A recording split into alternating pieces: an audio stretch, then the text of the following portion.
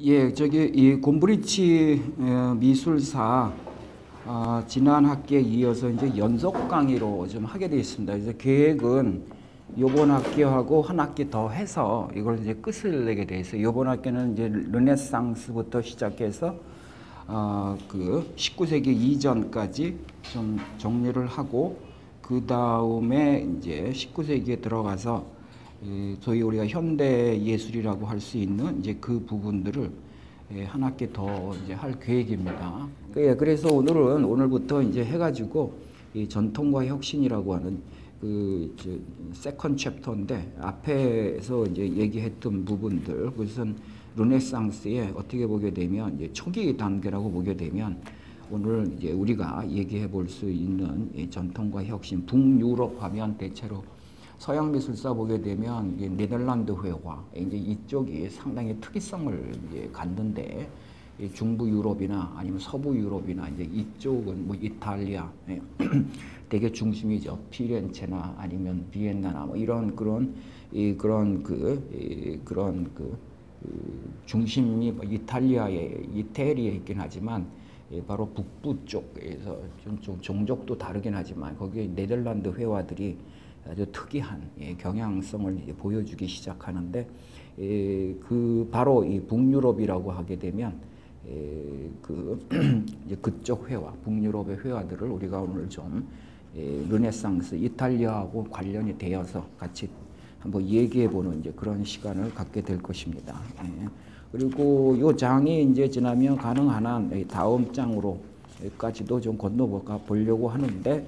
이제 그것이 우리가 드디어 그쪽으로 가게 되면 15장에 들어가면 이제 조화의 달성이다. 어떻게 보게 되면 이제 르네상스의 완성 단계, 거기에서 우리는 거대한 작가들을 다 만나게 되는데, 뭐 다빈치나 라파엘로나 막 이런 사람들을 이제 다 만나게 되는데 그 장이 그래서 어떻게 보면 굉장히 다른 챕터보다는 상당히 길게 서술이 되어 있습니다. 다뤄야 될 큰 인물들이 많아서. 그래서 가능하면 뭐 그쪽으로까지 조금 이제 건너가 보는 시간을 가져보도록 하겠습니다. 그러면 우리가 이제 텍스트를 좀 진도가 나가야 되기 때문에 이 텍스트로 이제 들어가서 제가 조금씩 읽어가고 이제 읽어가면서 우리가 대체로 이 도판들을 중심으로 해서 함께 이제 이해해가는 그런 과정을 우리가 이제 갖게 될 거예요. 그래서 여기 보면 이제 우리가 앞서 살펴보았듯이 15세기는 이제 미술사에서 결정적인 변화를 초래했다라고 얘기를 하고 있습니다. 그러면서 이제 우리 셋째 줄쯤 내려가시면 15세기 북유럽의 미술가들이 목적했던 바가 이탈리아 미술가들과 크게 다르지는 않지만 그 수단과 방법, 목적은 다르지 않지만 그 목적을 수행하는 이 테크닉이죠. 그래서 기법들에 있어서는 상당히 다른 모습을 보여준다. 그렇죠?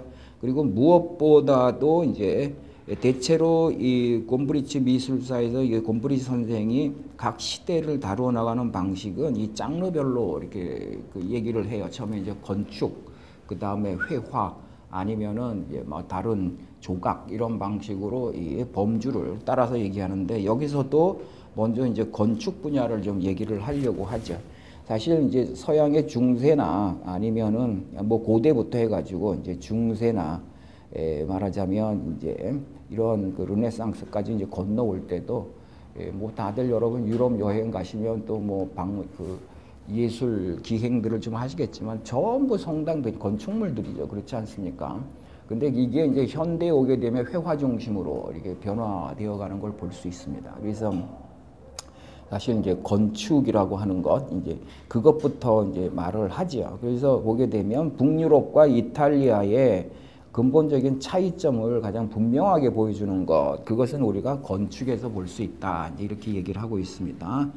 그 이전에 이제 브루넬레스키, 우리가 그 원근법이라고 하는 이제 소위 이 2차원적 평면을 3차원적 평면으로 말하자면 가상현실화하는 기법. 그래서 이것은 굉장히 그 이전에 끊임없이 사실 미술이 추구했던 것이 어떻게 근본적으로 말하자면 그림이라고 이 그림으로 만드는 것이 현실처럼 될 수 있을까라고 하는 것. 그것은 근본적으로 두 개입니다. 모든 예술이 사실 그렇지만 미술도 하나는 끊임없는 어떤 모방이에요. 어떤 자연이든 현실이든 그걸 모방하려고 하고, 그래서 사실성. 그래서 그 사실성을 어떻게 재현할 것이냐라고 하는 점이 있지만, 또 하나는 뭐라 말하자면 이제 가상이라고 하는 것을 어떻게, 가상 세계를 어떻게 구축할 것이냐라고 하는 것이 그 문제죠. 이건 다른 식으로 얘기하면 사실 뭐든지 한번 무엇입니까? 다시 그려지면 절대로 그 이전에 있었던 것하고 달라져요. 같지 않습니다. 왜 그럴까? 이건 가상성이 생겨나서 그렇다. 그래서 우리가 거울 현상 자체도 이미 그렇습니다. 그래서 우리 얼굴을 우리는 유감스럽게도 우리 얼굴을 스스로 볼 수 없으나, 그래서 우리가 거울로 보는 우리 얼굴하고, 그리고 만일 우리가 우리를 스스로 본다면 거기에는 엄청난 차이가 있을 것이다. 또는 우리는 자동차를 가지고 다니면서도 뭐 그냥 백밀러나 사이드 밀러를 통해서 보고 있는 근본적인 그 똑같은 거예요. 거울 현상이기 때문에. 다만 대칭으로 뒤집어지긴 했어도 똑같은 것인데, 그러나 한번 시험적으로 해보시면 그걸 보고 그 풍경을 다시 보면 분명히 달라요. 그래서 이게 무엇일까? 그래서 이걸 우리는, 그래서 그것은 근본적으로 보면 뭐 가상성이라고 부르기도 하고, 또 하나는 근원적으로 보게 되면 이제 신미성이다. 그래서 사실은 더 아름다워진다라고 하는 이름으로 볼 수 있습니다. 그건 왜 어떻게 보게 되면 바로 이것은 그냥 거울 현상만이 아니라 우리의 뭐예요? 그 봄의 현상 자체가 그래요.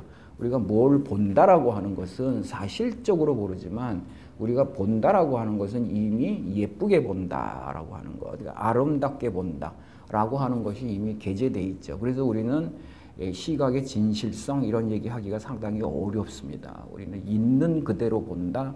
이것은 하나의 목적은 될 수 있어도 우리는 있는 그대로 볼 수 있는 사실은 그런 그 시선의 조건을 안 가지고 있다라는 거죠. 그건 왜 그럴까요? 그건 끊임없이 우리가 투영되기 때문에 그렇습니다.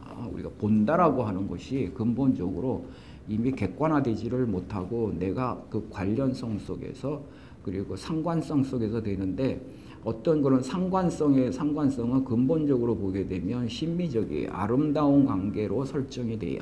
그리고 우리는 그래서 상호성이라고 하는 말을 쓰잖아요. 호자가 근본적으로 뭡니까? 서로 좋게, 그러니까 호혜성이라고 하는 것. 그러니까 우리 시선은 그래서 근본적으로 이미지를 보려고 한다. 그래서 조형을 보려고 한다. 근본적으로 뭐 형상을 만들어서 보려고 하고, 그리고 근본적으로 우리의 시선은 아무리 어두운 곳에서도 색깔을 보려고 한다라고 하는 것, 그걸 피할 수가 없습니다. 그런 점에서 인간은 우리 뭐 호모 에티쿠스다, 무슨 윤리적이다, 호모 루덴스다, 무슨 도구 만지는 인간이다 막 이러지만, 근본적으로 또 다르게 얘기하면 이게 호모 에스테티쿠스예요. 심미적 인간이에요. 인간은. 그래서 뭐든지 근본적으로 형으로 보려고 하고, 형으로 본다는 것 자체가 이미 아름다움이라고 하는 이제 그것이죠. 근데 그 아름다움의 세계를 뭐라고 그러느냐? 그래서 그걸 이제 우리 미학적 용어로 얘기하면 가상이다 이렇게 얘기하죠. 실제가 아니지만 존재하는 것. 그래서 뭐 아날로그 시대가 지나가고 디지털 시대가 왔다라고 하는 것은, 옛날에 가상이라고 하는 것은 실제와 늘 관계를 갖고 존재했었던 것인데, 이제는 이제 실제 자체보다 가상이 더 득세하는 시계가 돼버린 거죠. 그래서 더 나가면 어떻게 될까요? 이미 그렇게 진행되지만 이제는 가상을 실제가 닮습니다. 이제 가상을 실제가 닮아요. 근데 이거는 벌써 이 프로젝트는 옛날부터 벌써 칸트부터 이거 이성 합리주의가 바로 자리를 잡기 시작하면서 꿈꾸었던 그러한 어떠한 그 문제였어요. 그래서 칸트 자체가 이미 이제 모방의 시대는, 그래서 나중에는 뭡니까? 항상 뭐니까 우리의 사유는 언제나 자연을 담지만 나중엔 자연이 사유를 담게 될 것이다. 그래서 이렇게 이제 얘기를 이제 했던 것, 그런 식으로 이제 볼 수 있습니다. 그래서 여기 보게 되면, 그래서 브루넬리스키 바로 원근법이라고 하는 것은 미술사에서도 대혁신인데 어쨌든 브루넬리스키에 의해 가지고 원근법이라고 하는 것에서 소실점의 발견이에요. 그래서 쭉 가가지고 말하자면 우리의 시선이 어디 한 군데로 모이게 돼 있다라고 하는 것에 대한 발견입니다. 그러면 소실점과 출발점은 서로 다른 것일까요? 원근법의 근본적인 시작점이자 종착점인데 그건 다른 것일까요? 다르지 않습니다. 그건 똑같은 거예요. 뭐냐? 바로 나입니다. 그래서 나를 중심으로 내가 가장 뭐예요? 크게 있는 자리하고 내가 뭡니까? 가장 끝에 가서 작게 있는 자리. 그거를 중심으로 해서 내 주변에 있는 사물들을 크기로 그려나가면 그냥 원근법이 되는 거예요. 그럼 그게 왜 그렇게 힘들었을까라고 하는 것은 나 개념이라는 거 하는 것이 발견되지 못했기 때문이에요. 나를 중심으로 근본적으로 모든 것을 본다. 그냥 모든 것을 나 중심으로 구성한다. 이 생각이 없어서 그런 거예요. 이 생각이. 그래서 근본적으로 이제 이 브루넬리스키의 그럼 바로 원근법이라고 하는 걸 통해서 여기에 보면 우리는 북유럽과 이탈리아의 차이점이라고 하는 것을 건축에서 한번 보자. 그래서 보기에는 브루넬리스키는 건축물에 고전적인 모티프를 사용하는 르네상스적 방법을 도입해서 피렌체에서 고딕 양식의 종지부를 찍었다라고 했냐. 그러나 이탈리아 이외의 나라에서 미술가들은 좀 달랐는데 그것은 15세기 내내 이전 세기 브루넬리스키에 의해서 원근법이 뭡니까? 어떤 근대 기법으로 자리 잡기 이전 상태 그리고 고딕 양식을 말하자면 계속 이어가려고 하는 전통주의에 있었다. 그래서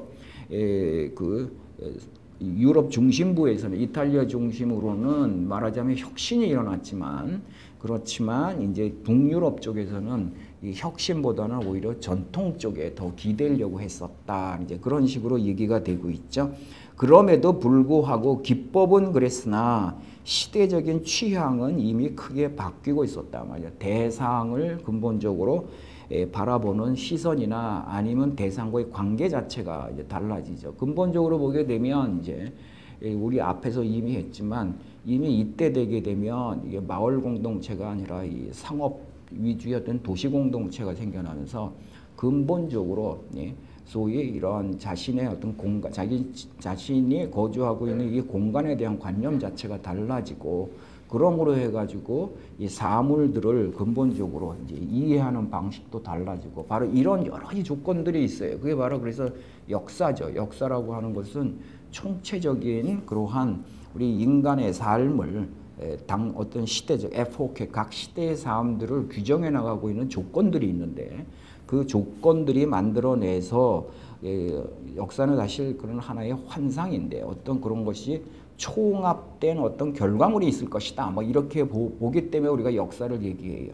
근데 사실은 사실대로 어떻게 보게 되면 정치는 정치대로 가고 그리고 뭡니까 경제는 경제대로 가고 그리고 모든 다른 것들은 제멋대로 사실은 뭡니까 분열적으로 이루어지고 있는지도 모르죠.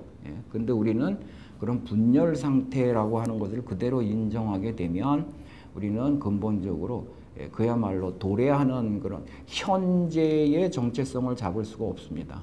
현재가 무엇인지를 알 수가 없어요. 그래서 과거가 정리돼야지 그리고 미래가 어떻게 올 것이다 라고 하는 것도 정리되고 그 가운데서 현재는 바로 이러이러하다. 우리 삶도 똑같아요. 똑같지 않습니까?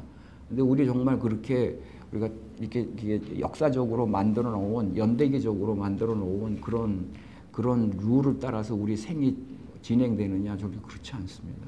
그냥 제멋대로인 게 생일 수도 있어요. 우연의 총합이 생이지 어떤 그런 필연의 총합이 생은 아니다. 그래요. 그러나 우리는 나의 삶을 우연의 총합으로 받아들일 수가 없죠. 그러면 내가 도대체 무엇인지를 내가 왜 살고 있는지를 내가 어떻게 살아야 되는지를 내가 앞으로 무엇을 해야 되는지를 그것에 대해서 도통 답을 얻을 수가 없어요. 그래서 우리는 역사관이라고 하는 것은 근본적으로 보면 생존을 위한 것입니다. 생존을 위한 것이에요. 역사관이 없으면 어떻게 될까요? 내 생에 대해서 역사의식이 없으면 어떻게 될까요? 여러분 드라마에 가끔 보잖아요. 기억상실증 걸렸다 뭐 이런 사람. 그 사람들 현실을 살아갈 수 있을 거라고 생각하세요? 현실을 살아갈 수 없습니다. 드라마에서는 아주 멋지게 과거를 잊은 사나이 뭐 이렇게 얘기가 되고 그럴지 모르지만 그거 진짜 기억상실증 걸리면 여러분 치매 걸린 사람들 되게 괴로워하죠. 그렇지 않습니까? 안에 분노로 가득 차고 그렇잖아요. 네. 그리고 이 생활 자체를 잘 못하죠. 왜 그렇습니까?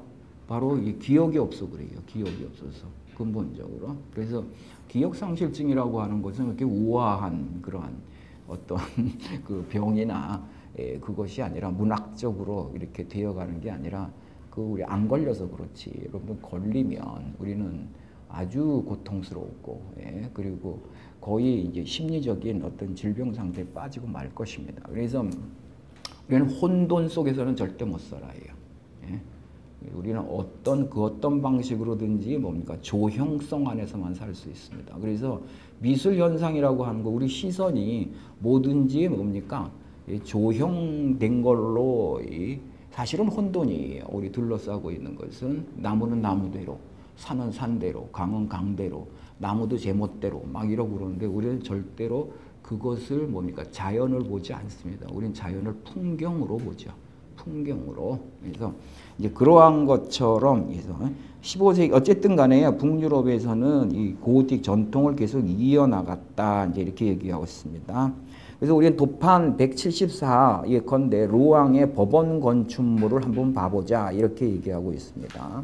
이렇게 보게 되면 우리 174 보게 되면 여기에 이제 얘기할 때 이제 플랑방이라고 하는 타오르는 불꽃 모양의 양식이라고 불리우는 중부 유럽이죠. 그래서 프랑스 고딕 양식의 최후의 단계, 극도의 단계. 고딕은 굉장히 장식적이고 그리고 상당히 이제 그게 보면 그 앞에 있었던 로마네스크는 굉장히 건조하고 그리고 굉장히 중후하고 이제 이러한 성격을 가지고 있다면 고딕은 굉장히 수사적이고 굉장히 화려하고 이런 장식적이고 이런 영역으로 이제 건너가고 있는 건데 바로 이 프랑스 고딕 양식의 어떤 뭡니까 몰락하는 것이 가장 아름다워요. 이게 고딕 양식 물러갈 때 가장 화려하게 모든 것이 그렇죠 불타오르게 되는데 고딕 양식의 이제 최후의 단계를 보여준다. 그래서 우리 174 도판을 보시면 엄청나게 화려하게 건축물이 수식적이고 그리고 수사적이고 그렇지 않습니까? 그래서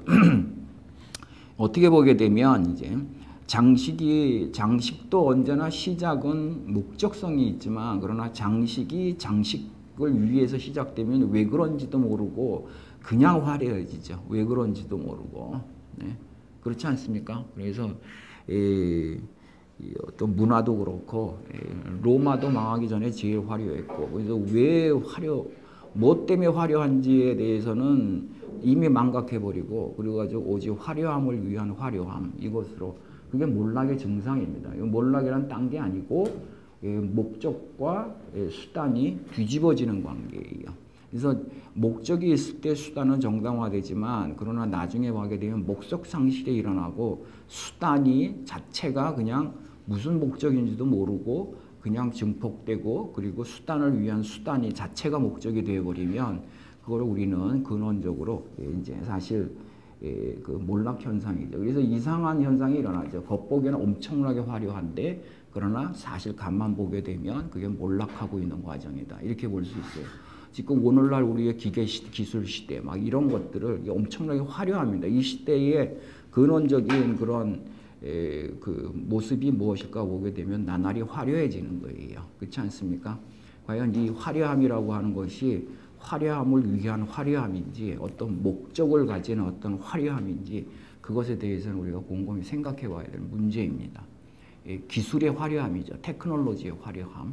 그래서 뭐 정보의 화려함 이런 것들 이 정보들이 엄청나게 많아지고 화려해지고 증식하고 있는 이 정보들이 과연 우리에게 무엇을 가져다 줄 것인지 그리고 그것도 상당히 어떻게 보면 우리는 그래서 미술사 자체가 그래서 뭐 근본적으로 우리들의 어떤 그런 문화사라든지 아니면 역사라든지 이런 거가 동떨어져 일어나는 것이 아니기 때문에 그래서 우리가 미술사를 공부하면서 반드시 이제 미술만을 생각하는 이제 그런 뭐라고 그럴까요? 목적은 좀 편협하다고 볼 수 있습니다. 편협하다고 볼 수 있어요. 그래서 바로 이런 것처럼 이제 폴랑보아냥이라고 하는 프랑스 고딕 양식의 최후 단계를 보여준다라고 했죠. 그래서 거기서 우리 넷째 줄 내려가시면 우리는 이런 건축물에서 고딕 건축의 마지막 가능성까지 다 소진해버리고 그 소진해버리는 그런 양상을 보기 때문에 이제 곧 이어서 2단계는 지나가고 그리고 무엇입니까?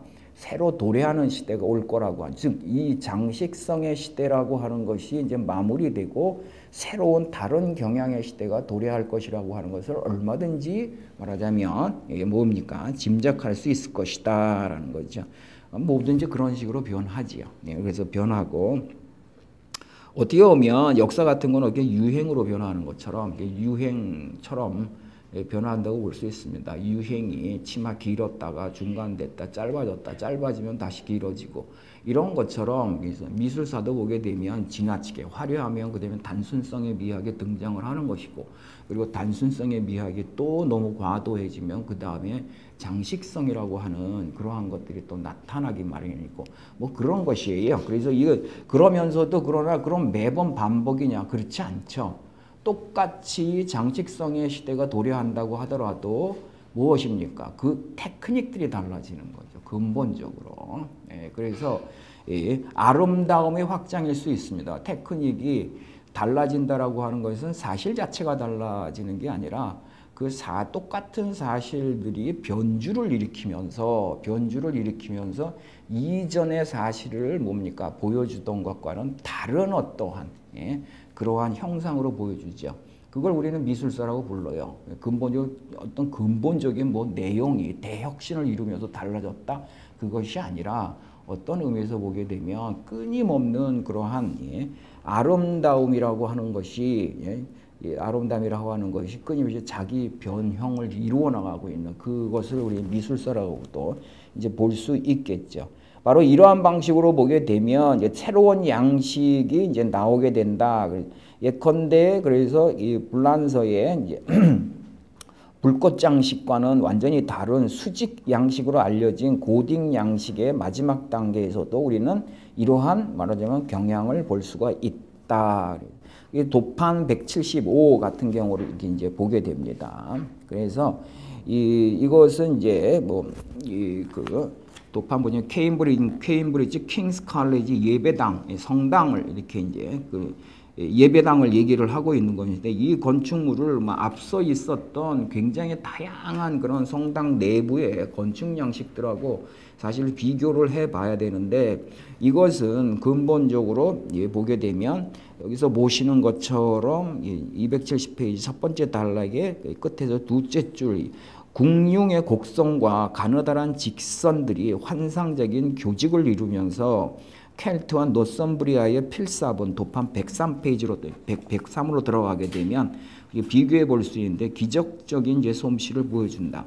성당의 인테리어죠. 내부를 어떻게 만들 것이냐. 이것도 역사가 엄청나게 길고 그래가지고 여기에 특성들은 근본적으로 보게 되면 우리가 그 175의 그런 교회 내부를 보게 되면 우리가 벽면들에 소위 주랑이라고 얘기하고 있는 이 기둥들이 없어요. 과거에는 이 기둥들이 끊임없이 있었고 그리고 이 기둥들이 어떻게 굵어지느냐 가늘어지느냐 이게 또 변화를 일으키고 기둥과 기둥 사이에 연결을 어떻게 하느냐 이런 문제도 생기고 거기에서 아치형으로 묶을 것이냐 뭐 이런 문제들도 생기고 여러 가지 다른데 여기서는 일단 그 벽에 이 지주 이것도 건축술의 일종의 이제 발달에 의해서 공법의 발달에 의해서 일어난 거라고 볼 수 있죠. 옛날에는 가서 지주를 시켜야 되는데 그것은 힘의 역학으로 이루어지면서 꼭 그렇게 지주를 구체적으로 만들지 않아도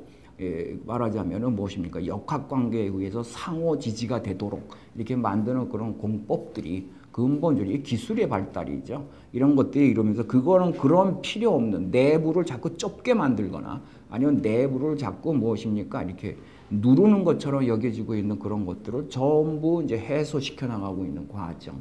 이제 이런 것들을 이렇게 보면 이런 것들을 보게 되면 이제 결국은 모든 건축이 이제 근대화된다라고 하는 건 점점 가벼움으로 건너가는 거예요. 중후하고 무거운 것들로부터 바로 그 건축이 어떤 가벼움의 상징성을 갖는 그런 것을 변해가는데, 실내 이 인테리어도 이제 근본적으로 보면 아까 말씀드린 것처럼 무거운 기둥으로 지주를 하거나 막 이렇게 되게 되면 그거 자체가 굉장히 무거운 그러한 성격을 갖지만, 그것들이 점점 가벼워지는 방식으로 지금 변해가고 있고, 그 끝에 이런 단순성의 이제 그러한 그 간소성이라고 하는 이제 그런 내부 형식이 나타나게 된다, 이렇게 보죠. 그리고 그러니까 무슨 이 천장도 과거에는 이제 굉장히 서로 늑골이라고 해가지고, 그래서 이게 지주를 했던 그게 아니라 뭡니까 서로 그 활처럼 이렇게 엮어가지고 만드는 형식으로 그런 것들이 있었지만,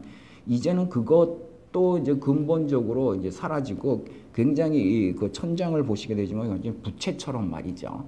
이렇게 굉장히 장식적이고 그리고 굉장히 가벼운 이러한 방식으로 엮어져 나가고 있는 모습을 볼 수가 있습니다. 그래서 아까 여기서 우리 곰브리치 선생도 얘기하시지만 환상적인 교직이다, 이런 말을 쓰고 있습니다. 그래서 모든 미술은 여기서 환상이라고 했지만 가상 효과, 그래서 그게 가상 효과가 바로 신비적 효과인데, 이제 그것들을 어떻게 근본적으로 이제 더 이제 그 강화시켜 나갈 것이냐. 사실 예술은 아름다움밖에는 뭡니까 관심이 없어요. 근데 자꾸 이제 그 예술을 말하자면 뭡니까 그 예술은 다른 강압을 받죠. 그게 무엇입니까? 무슨 실용성, 그렇죠? 실용성 또는 무슨 어떤 유용성 이런 것들을 하고, 또는 근본적으로 보게 되면 무슨 내용이라고 하는 강압을 자꾸 받습니다. 예를 들면 뭐 중세 시대에는 자꾸 성경 이야기를 자꾸 하라고 이렇게 얘기를 하고, 그리고 또 어느 시대에 오게 이렇게 지금 이제 그 실용주의 시대로 건너오게 되면 되도록이면 실용성을 뭐 해라 막 이런 식의 이제 하지만, 사실 만드는 사람들, 예술가라는 사람들은 근본적으로 그냥 알고 있거나 자기가 하고 싶은 건 하나밖에 없어요. 그건 뭐냐면 말하자면 아름답게 만들고 아름다운 형상을 만들고 싶다라는 거죠. 그래서 늘 싸움이죠. 이게 근본적으로 보면. 그래서 예술가들한테 너 하고 싶은 대로 해봐라. 나중에 보게 되면 뭐 레오나르도 다빈치 막 이런 사람들이 사실 이제 그런 쪽으로 이제 건너가고 있는 모습도 볼 텐데, 그래서 너 하고 싶은 대로 해봐라 그러면 우리를 무겁게 만들고 있는 모든 이념들, 의미들 이런 것들을 전부 제거해 버립니다. 그리고 오로지 무엇입니까? 그냥 아름다움의 세계, 그것만을 그렇게 추구할 것이다. 그래서 예술가한테 이렇게 일을 맡기면 그냥 안 돼요. 그냥 아무 쓸모없는 아름다운 것. 그리고 아름답다라는 건 근본적으로 보면 사실은 쓸모가 없을수록 아름답습니다. 그렇지 않습니까? 안 그런가요? 어떻게 생각하세요? 우리는 이제 여기서 근본적으로 사실 새롭게 도래한 이제 새로운 어떤 미적 영역을 우리 디자인이다 막 이렇게 얘기를 하잖아요. 실용 미술이다 막 이렇게 얘기하면서 이제 그런 거지만, 하지만 근본적으로 보면 이 미술 이렇게 예술이라고 하는 것은 사실 유용성하고는 별로 관계가 없다. 그리고 예술이라고 하는 것은 언제나 수사이고 그리고 여분이에요. 잉여예요.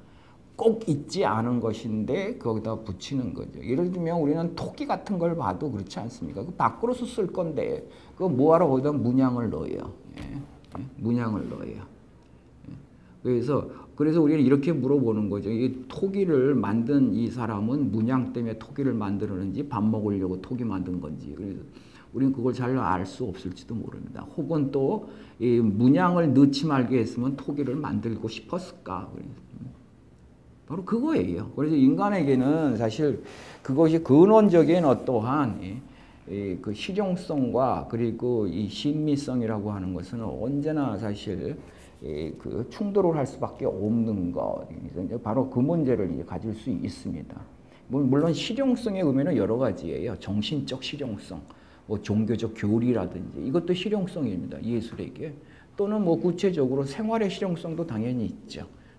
생활의 실용성. 그래도 어디 써먹어야 되지 않겠니? 뭐 이렇게 될 때 그런 것들을 우리가 이제 볼 수 있습니다. 그래서 우리는 그래서 아까 이제 얘기한 것처럼 그 다음 단락에 두 번째 오면 이게 다른 말로 하면 르네상스가 이탈리아에서 승리를 거두었다면 15세기 북유럽은 아직 고딕 전통을 충실히 지키고 있다라고 하는 점을 우리가 일단은 구분해서 볼 필요가 있다라고 이제 볼 수 있습니다.